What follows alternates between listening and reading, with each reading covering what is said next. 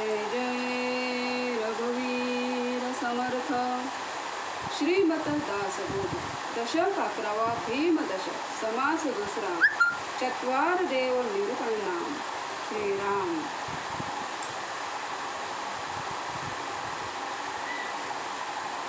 दशक 11 1 आणि 1 2 भीमदशक। भीम म्हणजे काय? शक्ती। भीमदशक शक्ती आहे। शक्ती कोणाकडे आहे बघा। शक्ती कशातून प्राप्त होते? ज्ञानातून पण शक्ती प्राप्त होते। कुठला ज्ञान? तर आध्यात्मिक ज्ञानातून सुद्धा शक्ती प्राप्त होते आपल्याला। समर्थांनी कसं दशक लिहिलंय? भीमदशक, भीमाचं दशक आहे। भीमाकडे काय होतं? शक्ती होती ना, पण कुठेतरी एक अहंकार होता। अहंकार श्रीकृष्णाने काढून टाकला। समास दुसरा चत्वार देव निरूपणा। समास दुसरा आहे चत्वार देव। देव चारही बाजूनी आहे। देव समोर आहे, देव अंतरी आहे, सगळीकडे देव भरलेला आहे, पण तो आपल्याला दिसत नाही। त्याच्यासाठी काय पाहिजे? आपले डोळे म्हणजे चक्षु पाहिजे। चक्षु म्हणजे ज्ञान, ज्ञान चक्षु पाहिजे। आपले डोळे कसे पाहिजे? ज्ञान चक्षु पाहिजे, तरच आपल्याला देव कळेल। आपण सत्वगुणी पाहिजे, आपल्याकडे सत्य असायला पाहिजे। आपण कोणाला त्रास देत असेल तर आपल्याला देव पण कळणार नाही।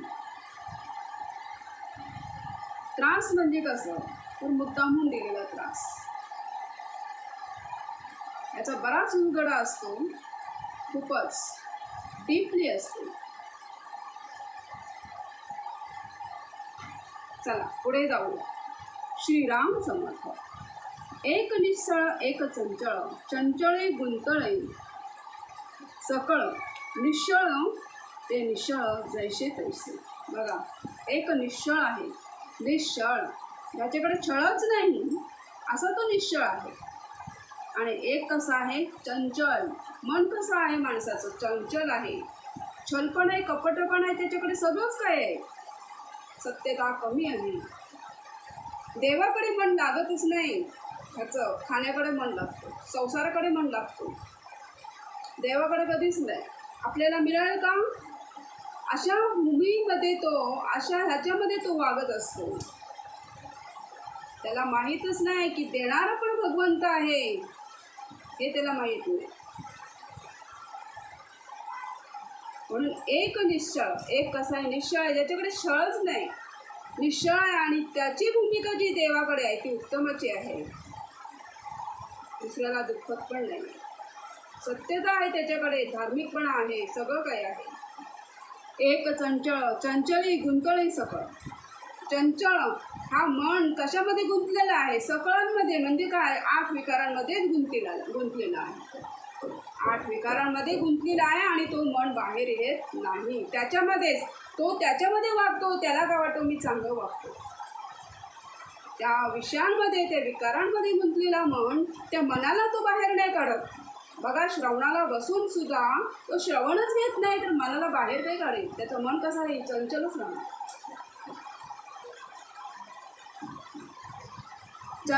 बघा, निश्चळ ते निश्चळ जैसे तैसे। जो निश्चळ आहे तो कितीमध्ये चंचळामध्ये गेला तरी तो निश्चळ आहे, त्याला चंचळ भूमिका लागणार नाही। निश्चळच, तो कोणाचा छळ करतच नाही। निश्चळ तो निश्चळच, निश्चळच तो राहतो।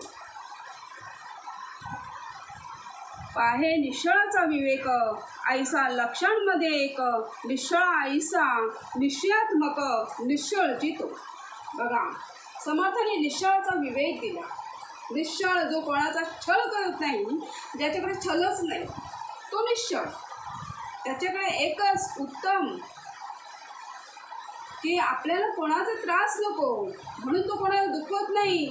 फक्त एकच की त्याचा पूर्ण ती भूमिका ईश्वराकडे असते, सत्यताकडे असते आणि धार्मिककडे असते। तो विवेक, आतमध्ये विवेक घेऊन आहे तो निश्चळ। ऐसा लक्षांमध्ये, लक्षांमध्ये एक, लक्षांमध्ये, लाखामध्ये एकच असतो। बघा, असा जो आहे तो 100मध्ये एक आहे। कुटुंबामध्येच 5 माणसं असतील, आत्ताच्या काळात कलियुगामध्ये, आत्ताच्या भूमिकेत 60 माणसं असो 5 माणसं असो त्याच्यातून एकच निश्चळ असतो, एकच निश्चळ असतो, निश्चळ. बघा 100मध्ये एक, लाखांमध्ये बाहेर गेलात तर लाखांमध्ये एक, गावात राहिलात तर 100मध्ये एक.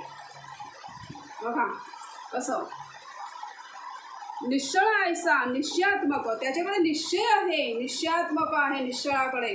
बघा निश्चळची तो पूर्ण निश्चळचीच असते, पूर्ण सत्यता त्याच्याकडे असते, त्याच्याकडे धार्मिकता असते, त्याच्याकडे पूर्ण बोलतात ना सत्वगुण असते. सत्वगुण. पाणी कसं पूर्ण बघा निस्सळ पाणी, गढूळ पाणी घ्या आणि पूर्ण सुंदर म्हणजे एकदम चांगलं पाणी घ्या. गढूळ पाण्या कसा आहे, चंचल आहे, आणि तो चांगला पाणी कसा आहे, निश्चळ आहे. या निश्चळाच्या गोष्टी सांगती पुन्हा चंचलाकडे धावती, चंचल चक्री निघून जाती ऐसे थोडे. बघा निश्चळाच्या गोष्टी सांगता सांगता मन कुठे परत जातो, चंचलाकडे जातो. तो मनच आहे, मनाला रोकायला, मनाला कंट्रोलमध्ये ठेवायला ईश्वराचीच भक्ती पाहिजे. नाहीतर मन कसं आहे, चंचल आहे, मन खराब आहे. मन दुसऱ्याकडे धावून देऊच नका. मन धार्मिककडे लावा, मन सत्यताकडे लावा, मन ईश्वराकडे लावा. धावती चंचल चक्री निघून जाती. बघा निश्चळ आहे तो, त्याच्यातून जे चंचलपणा आहे ते निघून जातो. पण जो चंचल आहे तो चंचल चक्रामध्ये अडकून राहतो. चंचल चक्रामध्ये एवढा अडकून राहतो की तो दुसऱ्यांचा, स्वतःचा तर विनाश करतोच पण दुसऱ्यांचा सुद्धा करतो. असले चंचल घरामध्ये पण नसावे.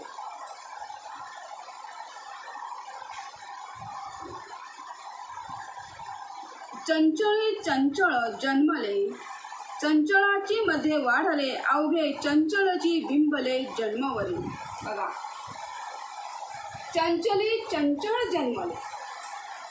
एक चंचळ आहे आणि त्याच्यातून चंचळाने पण जन्म घेतला. बघा चंचलची मध्ये वाढले आणि तो त्या चंचळामध्येच वाढला. अवघे चंचलीची बिंबले जन्मवरी. काय झालं, अवघं त्याच्यामध्ये जन्मापासून जो बिंबलेला आहे तो चंचळच, म्हणजे त्या चंचळामधून तो बाहेर कधीच आलेला नाही. तो सत्यतेमधून कधी बाहेर आलेला नाही. तो बोलतात ना विकारांमधून बाहेर आलेला नाही. त्याच्याकडे सत्यता नाही, त्याच्याकडे धार्मिकता नाही, त्याच्याकडे काहीच नाही. अखंड ते चंचळामध्येच गुंतला, तो 8 विकारांमध्येच गुंतला आणि त्या 8 विकारांमध्येच राहिला. जन्म कसा आहे, वासनेने येतो ना, वासनेने जन्म घेतो. पण तीच वासना ईश्वरा चरणी लावली तर त्या वासनेची पण निर्वासना होते. निर्वासनेने घेतलेला जन्म उत्तमाचा असतो, निश्चळाचा असतो. पण वासनेने घेतलेला जन्म कसा असतो, चंचळाचा असतो. पूर्ण चंचळाने भरलेला असतो, पूर्ण विकाराने भरलेला असतो. मन कसं असतं, धावतं असतं, स्थिर नसतं. मला हे मिळेल का, मला ते मिळेल का, नाही मिळालं तर कोणाचं छिनून घेईन, आहे ना. छिनून घेण्याची भूमिका असेल, मग छिनून घेता येत नाही तर काय करेल तो, त्यालाच ज्याच्याकडून छिनून घ्यायचं आहे त्यालाच तो बर्बाद करायला लागेल. असा मन चंचल, तो असं म्हणजे चंचळातून चंचळाचा जन्म नको रे बाबा, बिलकुल नको. निश्चळाचा जन्म होते, निश्चळातून निश्चळाचा जन्म होते, पण चंचळामधून जन्म नको, शेवटपर्यंत नकोच. ईश्वराला एकच प्रार्थना करा की असे चंचलता असेल तर त्या व्यक्तीपासून लांबच राहायचं. ती व्यक्ती कधीच जवळ येता कामा नये. चंचल म्हणजे काय, कपटीपणा. चंचल म्हणजे एक प्रकारे कपटीपणा पण आहे, एक प्रकारे मन चंचल पण आहे, धावतं आहे. तो त्याला स्थिरता नाही कुठल्या बाबत. स्थिर करणे कुठे स्थिर आहे, स्थिरता कुठे तर मेन बैठे श्रवणामध्ये, नाही तर त्याला स्थिरता नाही.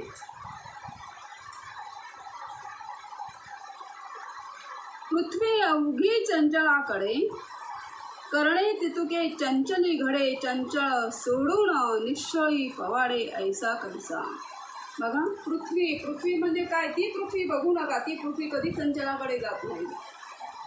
बोलतात ना, पिंडी ते ब्रह्मांडी. बघा, चंद्र पृथ्वीला पण पृथ्वीच्या जवळच आहे ना. चंद्र हा 2 दिवसातून दुसऱ्या राशीकडे जातो. किती फटाफट जातो! एका 15 महिन्यातून सगळ्या 12 राशी तो 12 वस्ती करतो, 12 घरं वस्ती करतो. एवढा चंचल. बघा, मनुष्य पण बघा, परमार्थाला बसला तर त्याचा मन जर परमार्थाकडे नसेल तर तो इथे बसल्या तो सगळीकडे धावणे, ऑल वर धावणे, पाताळापासून स्वर्गापर्यंत. उपयोगाचं काय ते? तर असा चंचल नाही पाहिजे. सांगितलं काय? पृथ्वी अवघी चंचलाकडे. पृथ्वी कोण? तर मनुष्य. अवघा कुठे आहे? चंचलाकडे. करणे तितुके चंचली घडे. जसा करतो. बघा, त्याचा मनच जन्मच जर चंचलापासून झालेला असेल तर तो सगळ्या करणार तर काय करणार? चुकाच करणार. चांगलं काही करणारच नाही. मग चांगलं कोण करणार? जो ईश्वराकडे आहे, ज्याच्याकडे उत्तमाची भक्ती आहे. असे नका हो, अशी भक्ती नाही उपयोगाची की मला काहीतरी मिळू दे, मला काहीतरी मिळू दे म्हणून भक्ती केली तर तू चंचलाकडे आहे. कुठे आहे? चंचलाकडे. मला काहीतरी मिळू दे म्हणून भक्ती केली तर चंचलाकडे. अशी भक्ती करा की तू देव अथवा राहो. त्या देवाच्या हातात आहे सगळं. हेच करून घ्या. जे आहे ते ईश्वराच्या हातात आहे. त्याची भक्ती अखंड करत राहा. ईश्वर, तुमचं मन जर चंचलातून बाहेर निघालं तर ईश्वर अखंड तुमच्याकडे आहे हे समजायचं. पण जर चंचलाकडे जर असेल, तुमचा देव, तुमचं मन अखंड चंचलाकडे असेल तर सांगायला नको पुढे.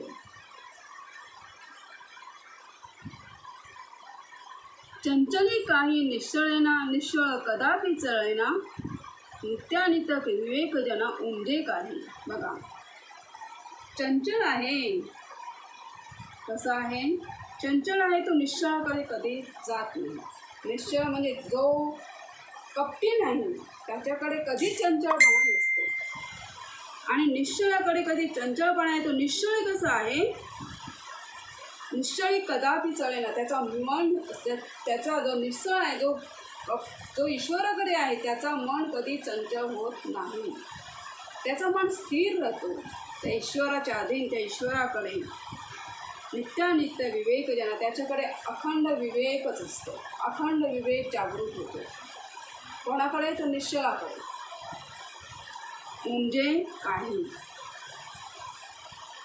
आता चंचल असं आहे की त्याच्याकडे सत्यता कमी असते, धार्मिकता कमी असते, मुळात धार्मिकता नसतेच, आणि ईश्वराची आराधना पण नसते त्याच्याकडे. वरून करतो. चंचळाची जी भूमिका आहे, जे करणार दिसतं माणसाला, माणूस काय बोलतो, हां अरे तो अखंड हे आम्ही बघतो तेव्हा तो उपासना करतो ना 3 टाईम. नाही 3 टाईम किंवा 10 टाईम करू दे अशाने उपासना, 10 टाईम करू दे, पण ते निश्चळाचे हावभाव लगेच चंचळाचे हावभाव लगेच दिसतात. चंचलाने किती पण उपासना केली तरी त्याचा मन जर त्याचा निश्चलाकडे जात नाही, मन जर त्याचा पूर्ण सत्यतेकडे जात नाही तर तो अखंड चंचल आणि स्मरणार. निश्चलाकडे येत नसेल तर त्याच्याकडे कधी ईश्वर स्थिरता नाही राहत. स्थिरता ईश्वर हा पकडत नाही, परंतु 8 विकारांकडेच गेलेला आहे. आणि श्रवणाला बसला तर ते श्रवणच घेतलं नाही आतमध्ये जर पिंडामध्ये श्रवण उतरवलं नाही, श्रवण होते ना, आपला हा मन कुठेतरी धावते, सार येतो आणि तो झाकण देतो आपल्या कानावर.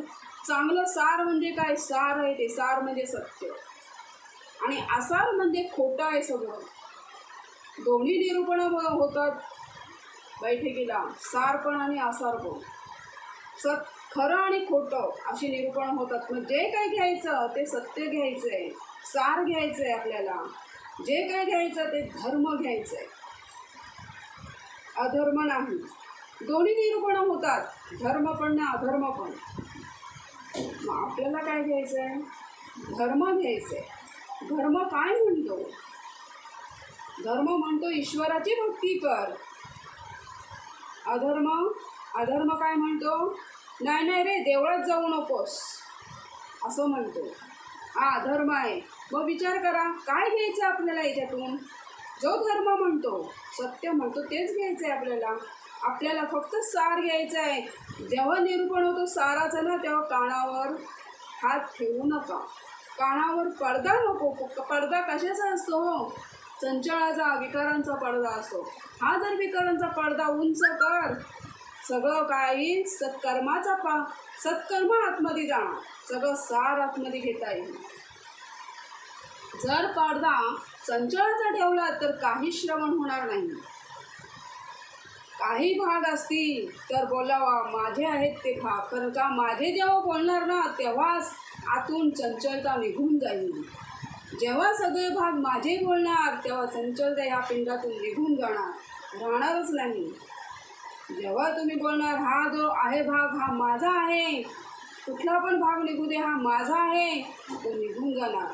आणि जे चांगलं आहे ते पिंडामध्ये राहील. म्हणजे जे निश्चळ आहे ते पिंडामध्ये राहील आणि जे चंचल आहे ते बाहेर निघून जाणार. मग आपल्याला काय घ्यायचं आहे ते आपण ठरवायचं. कारण काय आहे, आपले हे डोळे आहे ते ज्ञान चक्षुकडे आणलं तरच आपल्याला कळेल, नाही तर काहीच कळणार नाही.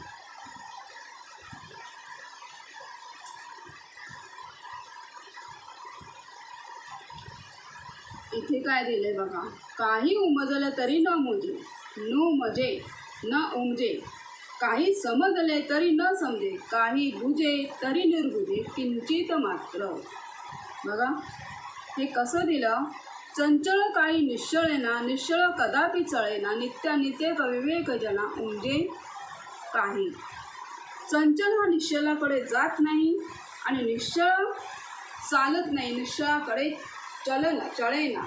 तर निश्चळ हा चंचल त्याच्याकडे येत नाही आणि चंचलाकडे तो जात नाही. दुसरा नित्यानित्य विवेक जना, हा कोणाकडे आहे तर निश्चळाकडे आहे. निश्चलाकडे म्हणजे नेहमी त्याच्याकडे काय आहे? विवेक आहे. आणि विवेकाने तो सगळं कामं करतो. पूर्ण जी कार्य करतो सकाळपासून उठून ती विवेकाने करत असतो. मग विवेक जर असेल, उमजे काही, ह्याच्यातून उमजलं का? नक्कीच उमजायला पाहिजे. त्याच्याकडे सार घेता येईल, ज्यांना श्रवण करता येईल त्यांना नक्कीच उमजलं पाहिजे. सद्गुरू म्हणतात काही उमजले तरी नुमजे. बघा आता हे काही उमजले तरी नुमजे, मग अशी कोण आहेत? अशी चंचल माणसं आहेत जी चंचल आहेत. उमजलं पिंडातून तरी ते उमजवून घेत नाही, कारण त्यांचं मन अखंड चंचलाकडे आहे, तर ते उमजवून घेत नाही. अशी माणसं आहेत. समर्थ म्हणतात काही समजले तरी न समजे. समजतो सगळं, श्रवणातलं सगळं समजतो. सार पण घ्यायला जातो, पण त्या साराकडे मुद्दामून असं कानावर पडदा ठेवतो. विकारांचा पडदा ठेवतो आणि बोलतो हे माझं नाही असं म्हणतो. सांगा हो, हा कधी निश्चलाकडे जाणार का? कधीच जाणार नाही. दुसरं समर्थ काय म्हणतात, काही बुजे तरी निर्बुजे, किंचित मात्र. अशी लोक आहेत, अशी आहेत. काही बुजे तरी निर्बुजे, नाही ते आमचं नाही. म्हणजे श्रवण जेव्हा निरूपण होतो तेव्हा सार आणि आसार दोन्ही भूमिका होतात. जेव्हा ते काढतात व्यासपीठावरून काढतात, एक भाग काढतात आणि हे आपले म्हणतात नाही हे चंचळाची भूमिका असते. हे म्हणतात नाही हे माझं नाही, हे ना दुसरेच आहे, माझं नाही. अरे माझं म्हण की हे माझं आहे, जे निघतं तो माझं आहे. काही जर निर्गुण हे निघत असतील, आपले खोड्या निघत असतील तर माझे आहेत ते खोड्या, म्हणून माझ्या ते खोड्या आहेत. माझ्या खोड्या काढताना तो सगळ्या खोड्या आपल्या हातून काढून टाकतो आणि पूर्ण विवेकशील बनवतो. पण तिथे काय करतो तो? बुजे आणि निर्बुजे, किंचित मात्र. म्हणजे तो त्या पूर्ण कानावर काय करतो? पडदा टाकतो चंचळाचा.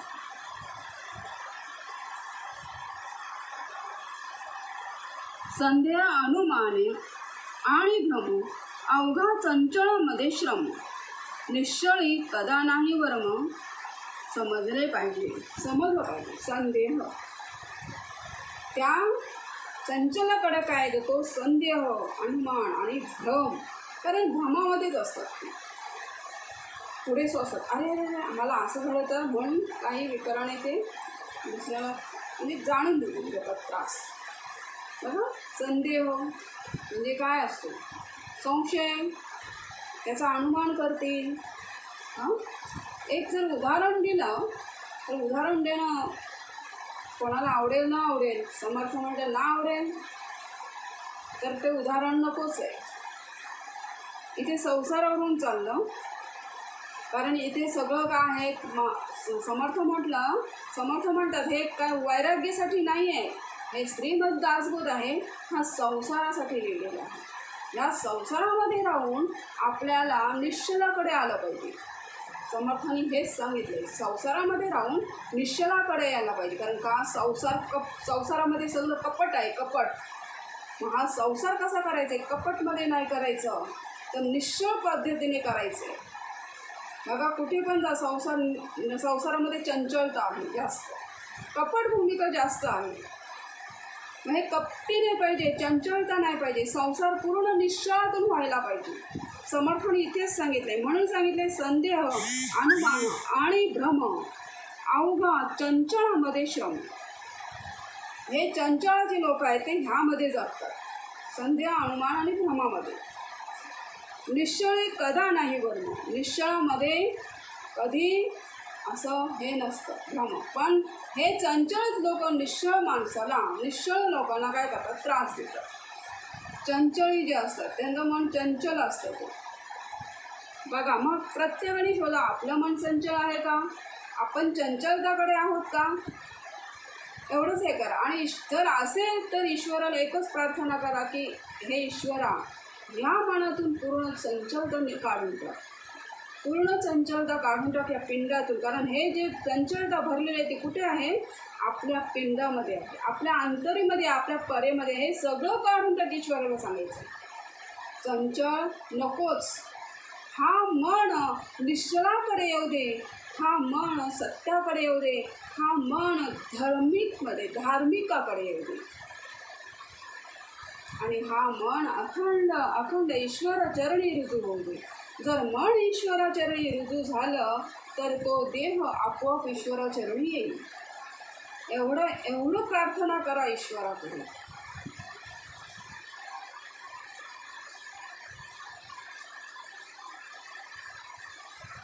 जय जय. लाईक करा सबस्क्राईब करा बेल आयकॉन दाबायला विसरू नका. जय हिंद जय महाराष्ट्र.